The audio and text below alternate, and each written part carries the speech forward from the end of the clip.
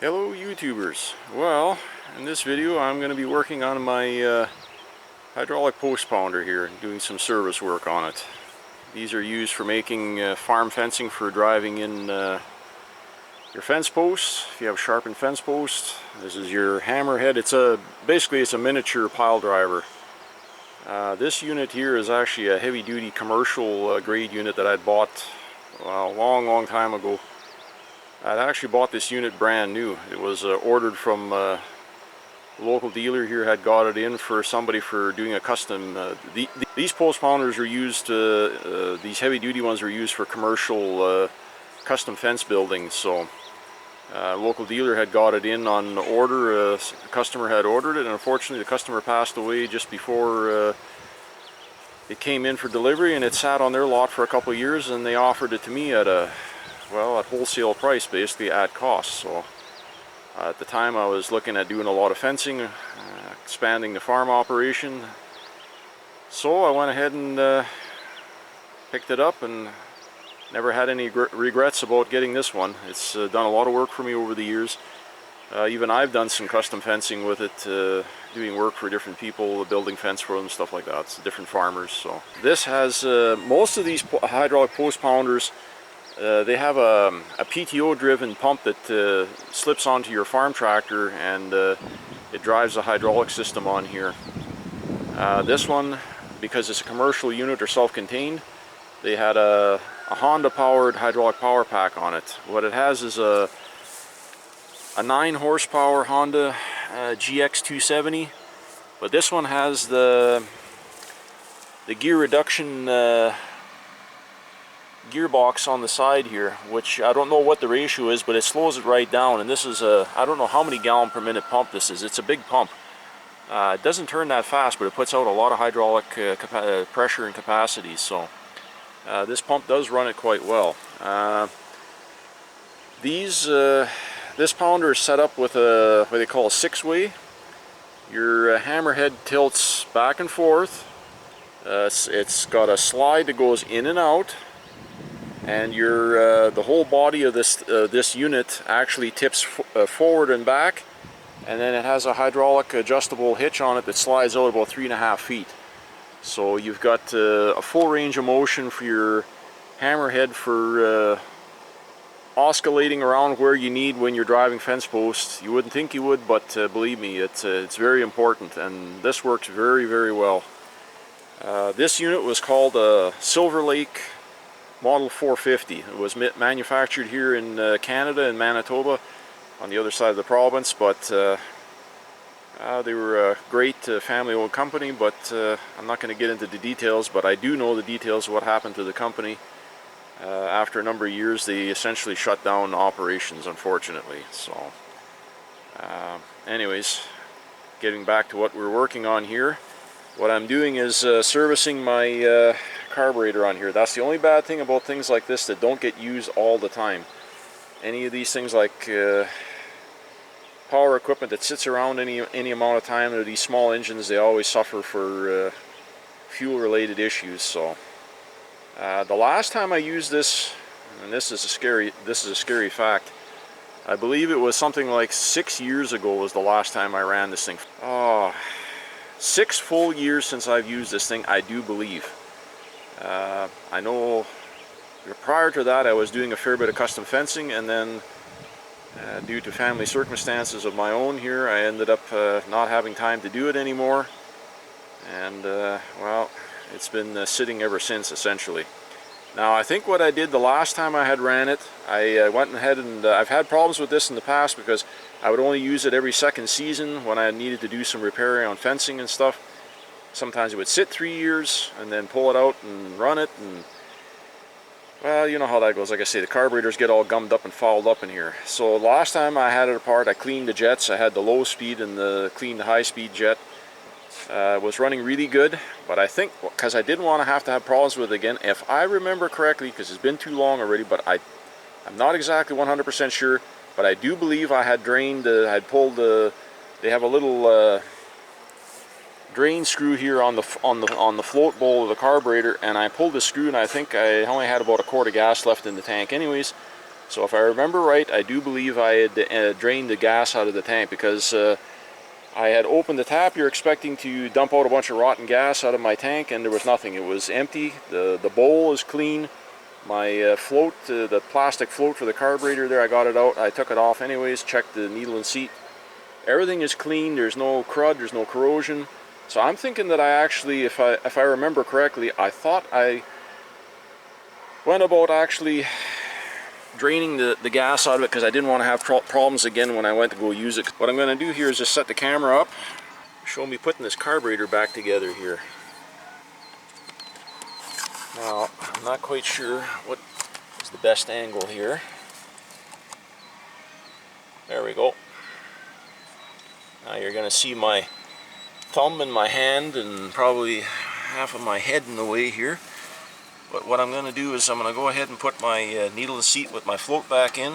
Like I say, this has just got one of these little, even the needle is plastic, and it's got a little spring underneath. Be careful, I'm going to slip this back up in here. And, come on. There we go. And I'll put my pin back in.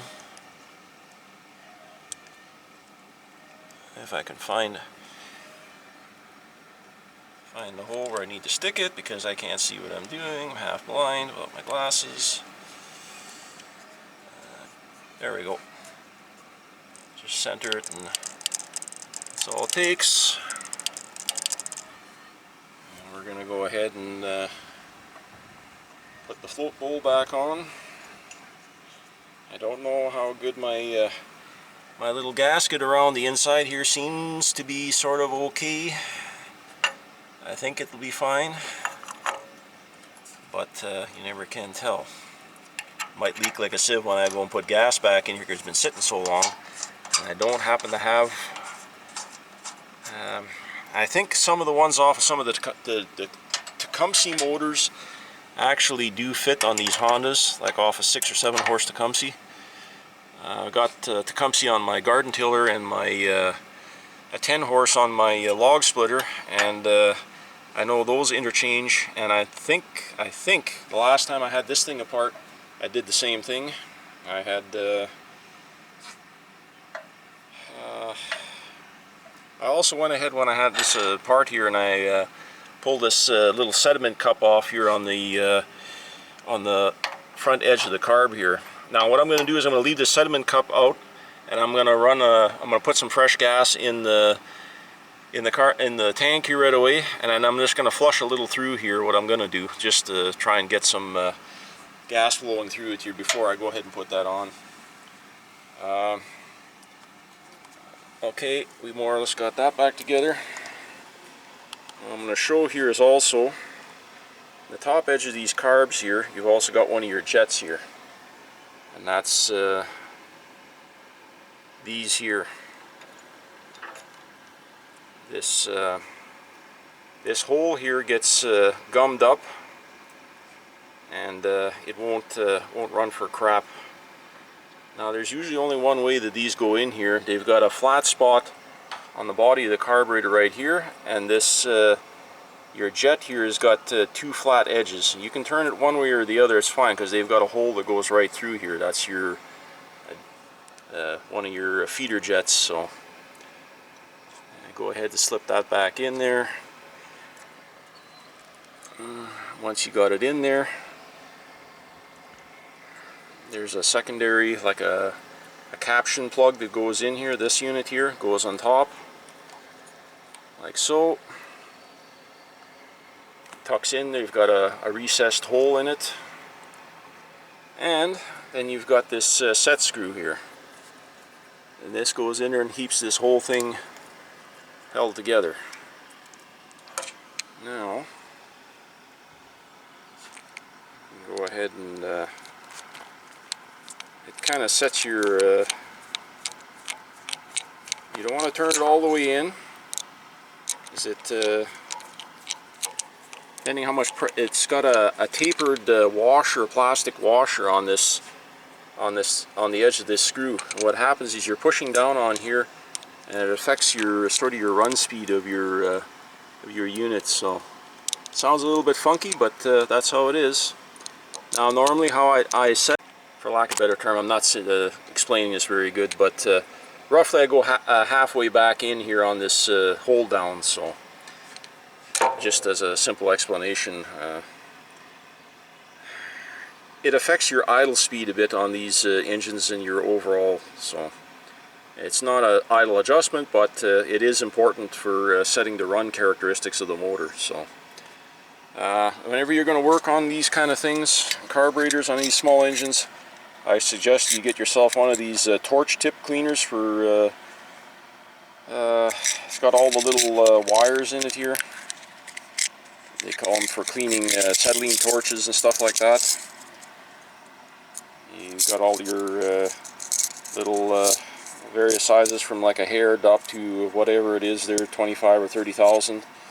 So these are great for cleaning cleaning out little jets and stuff like that there, and getting any dirt out.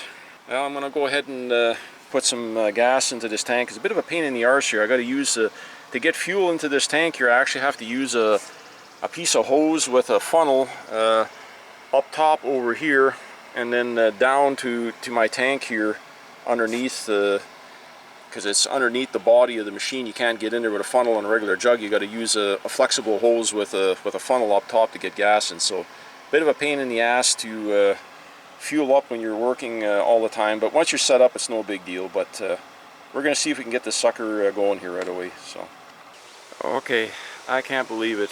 I went ahead and put gas in it here. Had the little drain that little bowl, the pre-cleaner or whatever you want to call it there, sediment bowl there on the front of the carburetor. I had it off. I left that one off like I showed there. I went ahead and flushed a little gas through it there. I had another drain pan here with a funnel here, and I ran a couple shots of gas through just to make sure everything is fine. Put my sediment cup back on, put a little more gas in the tank, flipped the switch on, put the choke on, one pull, and it fired right up. Well, after sitting that many years, you probably don't believe me, but this thing has always been an excellent runner. So anyways, hopefully it'll fire back up here. Maybe it'll make a fool of me now that I've so we'll see if it's going to fire back up here. Switch back on, choke.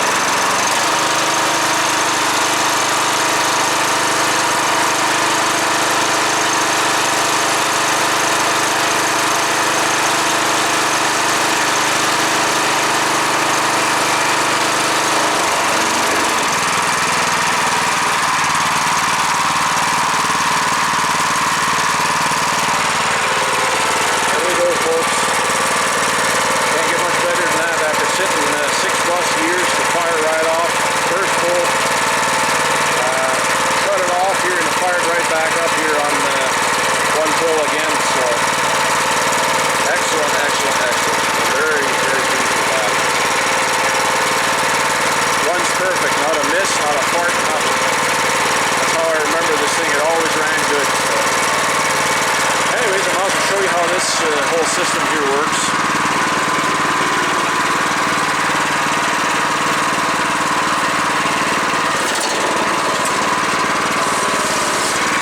The 3-spool control.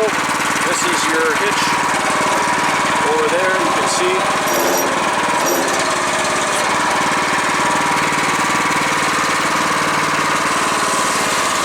Head comes up.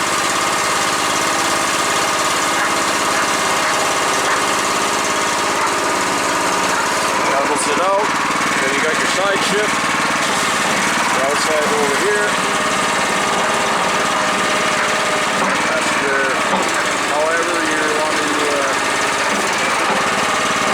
that's to get into your fence and away from the fence. You're changing a post along, or setting whatever you want to set your post at. You can pull up alongside, don't have to be exact. Stretches out, I believe, something like 30 inch from the unit itself. We'll slide in, and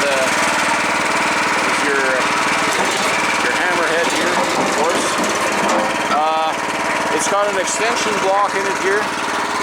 You can unbolt this, what they call a spacer or extension block out of this head, and you can actually drive in 12-foot shed poles with it. So it's a pretty versatile unit. The way it's set up here now with the spacer, and it's for doing standard 8-foot fence posts. Or you can do up to a 10-foot actually, if you're doing game fencing or something like that for buffalo or elk. But as it's set up here right now, it'll handle 8-foot posts, no problem. 6 to 8-foot posts is what most farmers run in that range. I went ahead here and I had jacked it up here with the jackal to tip the whole unit back here before here, just so that I could get the gas drained out, because when it's not running, I thought there was gas in it, but apparently there's nothing. There is no gas in it.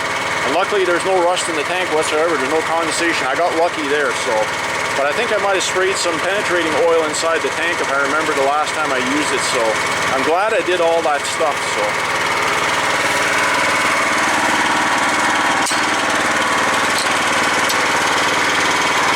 I know. Suicide jack. There we go. Now the unit here, you can see there's a cylinder here that tips the unit back and forth. And like I say, you got your extendable hitch here. I'll go ahead and do a little bit of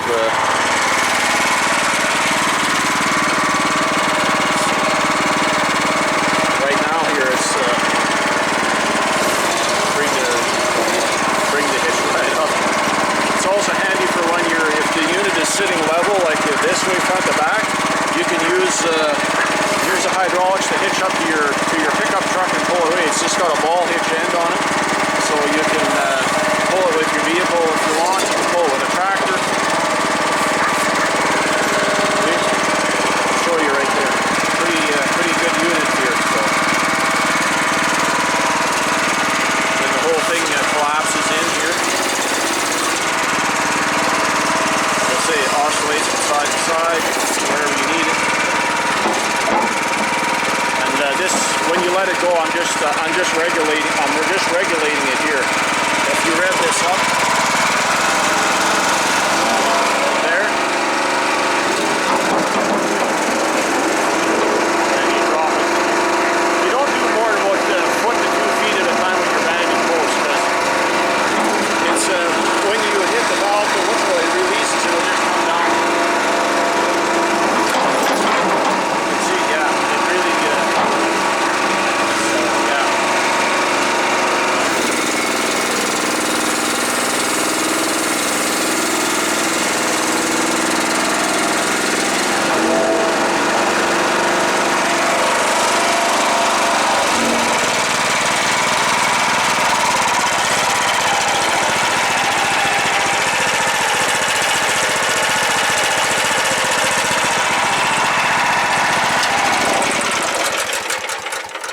There we go. I gotta go ahead and put a little bit of lubricant here on my hitch here. It's kind of rusty here. It's been sitting a long time here. I usually used to always oil or grease this here, and it's been sitting along so long here now that I'm gonna have to go ahead and I'll oil this up here off camera and get this serviced and ready to go here. But yeah, it's made quite a bit of fence for me over the years, and it'll continue to make more here in the future. So anyways, just like to say thanks everybody for stopping by and checking out another one of my videos. Don't forget to like, share, subscribe, and we'll see you all in the next one.